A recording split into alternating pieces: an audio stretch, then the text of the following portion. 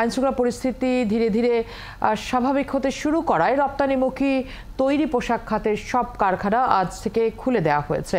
এই বিষয়ে আমাদের আরো বিস্তারিত জানাতে গাজীপুর থেকে যুক্ত হচ্ছেন সহকর্মী ইকবাল আহমেদ সরকার এবং চট্টগ্রাম থেকে প্রণবেশ চক্রবর্তী যুক্ত হয়েছেন আমাদের সাথে। শুরুতেই চট্টগ্রামের খবর জানবো, প্রণবেশ রয়েছেন আমাদের সাথে। প্রণবেশ, চট্টগ্রামে আজ কত কর্মঘণ্টা কতক্ষণ এবং গার্মেন্টসগুলোর সামনে নিরাপত্তা ব্যবস্থা কেমন দেখছেন?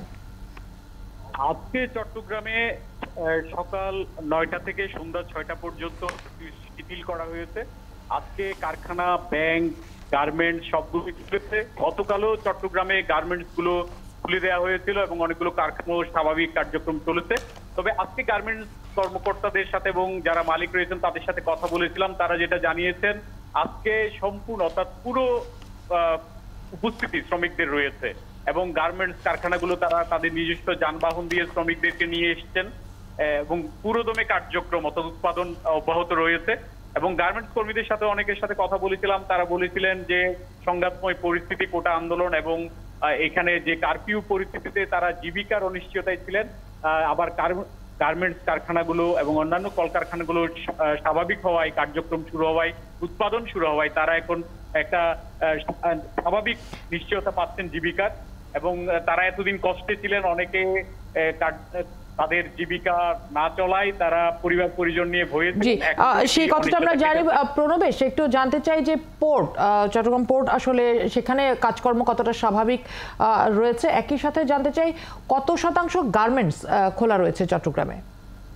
চট্টগ্রামে সব গার্মেন্টস গুলোই খুলেছে। গতকাল ইপিজেড ছাড়া অনেকগুলো গার্মেন্টস খুলেছিল, আজকে 4 শতাধিক গার্মেন্টস খুলেছে। এর পাশাপাশি ইপিজেডেও কার্যক্রম শুরু হয়েছে।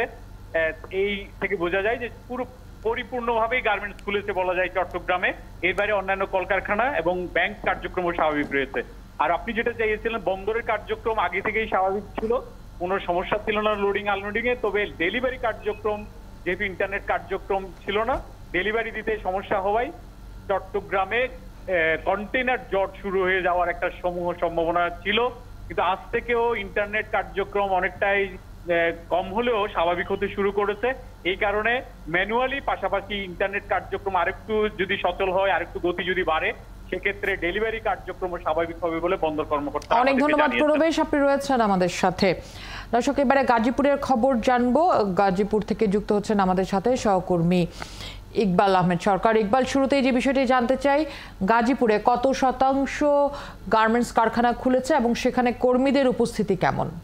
রাখতে চাই ফারহানা যে গাজীপুরের অধিকাংশ পোশাক কারখানা, বিশেষ করে পোশাক কারখানা এবং অন্যান্য যে কারখানা খোলা হয়েছে। আমাদেরকে বিভিন্ন জায়গা থেকে যেটা জানানো হয়েছে, শিল্প পুলিশ সহ অন্যান্য সংস্থা থেকে, যে অধিকাংশ কলকারখানায় খুলে দেওয়া হয়েছে, বিশেষ করে পোশাক কারখানাগুলি খুলে দেওয়া হয়েছে। কারণ গত 4 দিন ধরে বন্ধ থাকায় তাদের উৎপাদন ব্যাহত হয়েছে এবং তাদের রপ্তানি কার্যক্রমও বিঘ্নিত ঘটেছে।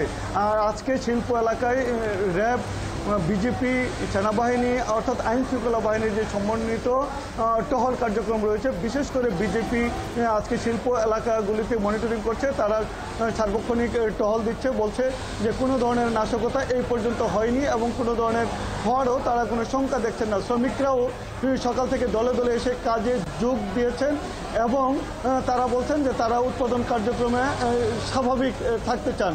অর্থাৎ তারা চান যে তারা যদি কাজ করেন তাহলে তাদের স্বাভাবিকভাবে বেতন ভাতা আসবে। মালিক পক্ষ কোনো রকমের খুব বেশি দুশ্চিন্তা নেই, যদিও কিছুটা উদ্বিগ্ন তাদের মধ্যে রয়েছে। গত কয়েকদিন যে নাশকতা হয়েছে, নৈরাজ্য হয়েছে তাতে, কিন্তু তারা খোলা রাখতে চান। তারা বলছেন তাদের যে ক্ষতি সেটা পুষিয়ে তারা কার্যক্রম স্বাভাবিক। আমি মালিক পক্ষের যেই পোশাক কারখানাটি রয়েছে একজনের সাথে কথা বলবো, যিনি এই পোশাক কারখানার head of operation, Mohammad Reza. যে আপনাদের কি পরিমাণ ক্ষয়ক্ষতি হয়েছে বা পোশাক কারখানায় উৎপাদন কার্যক্রম ব্যাহত হয়েছে, রপ্তানি কার্যক্রম, এবং আপনাদের চাওয়াটা কি সরকারের কাছে? জি, ধন্যবাদ ভাই। আমরা গত 4 দিন ধরে একটানা আমরা আমাদের কোম্পানির কোনো উৎপাদন কার্যক্রম পরিচালনা করতে পারিনি।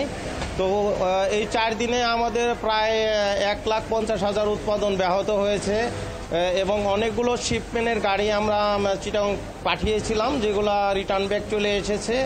এতে আমাদের অনেক ক্ষতি হয়েছে। আসলে আমরা এভাবে যদি চলতে থাকে আমাদের জন্য কষ্টসাধ্য এই কোম্পানিকে কন্টিনিউ করা। তো ইনশাল্লাহ সকাল থেকে আমরা স্বতঃস্ফূর্তভাবে আমাদের এমপ্লয়ি যারা আছে কর্মী কর্মকর্তা নিয়ে শুরু করেছি এবং বাইরে বিজিবি, র্যাব এবং আর্মি বাহিনী সবাই আমাদেরকে সহযোগিতা করছে এবং তাদের প্রকৃত টহল এবং তাদের চারদিকে চাদর দিয়ে ঢাকা আছে, বেষ্টনী করা আছে, নিরাপত্তা, এভাবে আমরা কোম্পানি কন্টিনিউ করছি এবং আমরা প্রশাসনের কাছে আশা ব্যক্ত করছি এভাবে যেন আমরা আমাদের কোম্পানিকে কন্টিনিউ করে নিয়ে যেতে পারি এবং আমাদের যে বিপুল ক্ষতি হয়েছে সেটা কিছু হলেও রিকভারি করতে পারি। তো এই প্রত্যাশাবাদ আমি ব্যক্ত করছি। অনেক ধন্যবাদ ইকবাল আমাদের সাথে যুক্ত হওয়ার জন্য। সহকর্মী ইকবাল সরকার দর্শক যুক্ত হয়েছিলেন আমাদের সাথে। একই সাথে চট্টগ্রাম থেকে যুক্ত ছিলেন আমাদের আরো এক সহকর্মী প্রণবেশ চক্রবর্তী।